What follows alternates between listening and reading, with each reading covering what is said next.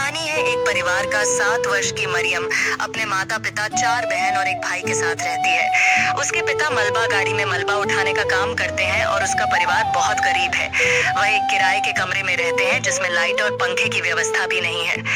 यह परिवार किसी तरह अपना गुजारा करता आ रहा है। कुछ समय पहले मरियम के साथ एक दुर्घटना हो गई। राकेश, एक 12-13 वर्ष का लड़का जो मरियम के घर के पास ही रहता था, उसने मरियम को रोज की तरह अपने घर के बाहर खेलते हुए देखा और उसे बुलाया। राकेश और मरियम एक दूसरे को पहले से जानते थे, तो मरियम उसके बुलाने पर उसके घर चली गई। पर राकेश अकेला था क्योंकि उसके माता पिता काम पर थे। राकेश ने मरियम को गोद में बिठाकर उसके साथ यौनिक हिंसा करी। मरियम को काफी दर्द महसूस हुआ और वो रोते रोते वहां से भाग गई। घर पर मरियम ने अपनी माँ को पूरी बात बता दी और जब शाम को पिता काम से वापस आए तो माँ ने उनको भी घटना के बारे में बताया। पिता ने तुरंत पुलिस को फोन किया और अगले दिन पुलिस राकेश को ले गई। मरियम के केस के जांच अधिकारी अफसर ने मरियम और उसके परिवार को चाइल्ड वेलफेयर कमेटी CWC के सामने प्रस्तुत किया और CWC ने हक सेंटर फॉर चाइल्ड राइट्स को सपोर्ट प्रोवाइडर नियुक्त किया। हक की तरफ से सपोर्ट पर्सन खुशनूर मरियम और उसके परिवार को सपोर्ट करने की तैयारी शुरू करने लगी। क्योंकि परिवार के पास फोन नहीं था और उनका घर एक कच्चे इलाके में था जहां घरों के बारे में कोई नंबर नहीं लिखा था, उन तक पहुंच पाना आसान नहीं था। जैसे तैसे हक की टीम ने उनका घर ढूंढ ही निकाला। पहली मुलाकात में ही टीम ने देखा कि पूरा परिवार एक छोटे से कमरे में गिने चुने सामान के साथ रहता है। उनका कमरा ही उनकी गरीबी की हालत बयान कर रहा था। पर इसके माहौल में मरियम बिल्कुल चुपचाप और उदास सी दिखाई दे रही थी। खुशनूर ने उससे बात करने की काफी कोशिश की, मगर पहली मुलाकात में उसने कोई बात नहीं की। स्थिति देखते हुए खुशनूर ने मरियम के पिता से बात करनी शुरू की और सुविधाओं के बारे में बताया। संवेदनशीलता से खुशनूर ने उनको समझाया कि वह एक छोटा सा फोन खरीद लें ताकि उन तक समय पर मदद पहुंच पाए। सब सुनकर पिता हक से सपोर्ट लेने के लिए तैयार हो गए और एक छोटा फोन खरीदने का महत्व भी समझे। पहली मुलाकात के कुछ दिन बाद पिता ने खुशनूर को नए फोन से संपर्क किया और खुशनूर ने उनकी काउंसलिंग तथा कानूनी सहायता देने की ओर कदम बढ़ाए।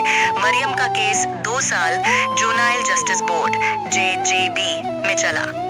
5-6 न्यायिक सुनवाई में आने की वजह से मरियम के परिवार को काफी आर्थिक नुकसान हुआ क्योंकि वे दिहाड़ी मजदूर हैं और उनकी दिन की दिहाड़ी काट ली गई।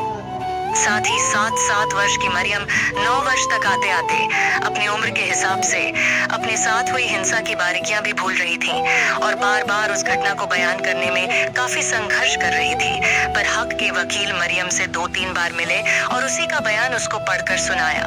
उन्होंने मरियम को समझाया कि वह सुरक्षित है और डरे बिना आराम से न्यायिक सुनवाई में अपनी बात बताए। इस तरह मरियम को काफी मानसिक बल मिला और उसने JJB में पूरी गवाही दी। JJB ने राकेश को 1 महीने के लिए काउंसलिंग में भेजा और मरियम को 4 लाख का मुआवजा देने का ऑर्डर दिया। मुआवजा हासिल करने के लिए मरियम का बैंक में खाता खोलने का काम शुरू किया गया, परंतु उसके परिवार के पास आधार कार्ड भी नहीं था। काफी संघर्ष करके जब परिवार ने आधार कार्ड्स बनवा लिए तो उनके गांव के बैंक ने इतने छोटे बच्चे का बैंक में खाता खोलने से मना कर दिया।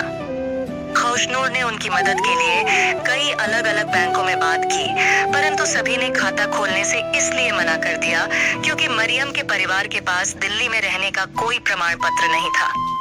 अपनी तरफ से हर कोशिश के बाद भी खुशनूर और उसका परिवार सफल नहीं हो रहे थे, तो एक पार्टनर संस्था की मदद ली गई।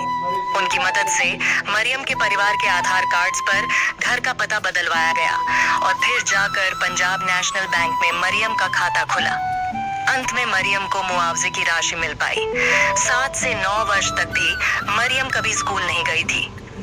काउंसलिंग के द्वारा मरियम की पढ़ाई पर उसके माता पिता से बात हुई और कानूनी केस के साथ साथ मरियम की पढ़ाई का काम भी शुरू कर दिया गया। जब मरियम को स्कूल में दाखिला दिलाने की कोशिश शुरू हुई तो पता चला कि बड़ी उम्र होने के कारण सभी स्कूल मरियम को दाखिला देने से मना कर रहे थे। ये बात CWC को बताई गई और उनके आदेश से मरियम का दाखिला एक सरकारी स्कूल में हो गया। खुशनूर को तसल्ली थी कि अब मरियम की पढ़ाई शुरू हो जाएगी, मगर कुछ टाइम में उसे पता चला कि स्कूल बहुत दूर होने के कारण उसका परिवार उसे रोज स्कूल नहीं ले जा पा रहा था। आखिर में जब मरियम के मुआवजे की राशि उसके खाते में आई तो उसके पिता ने उसको पास के एक प्राइवेट स्कूल में दाखिला करवा दिया। इतने लंबे सफर में खुशनूर और मरियम की काफी दोस्ती हो गई और दोनों कभी कभी मन हल्का करने के लिए मिलकर मरियम की पसंद के चिप्स, चॉकलेट और समोसे खाते और बातों ही बातों में अपना रिश्ता मजबूत कर लेते। मरियम अब पहले से काफी बेहतर है। वह स्कूल भी जाती है और खुशनूर से खुद ही फोन पर बात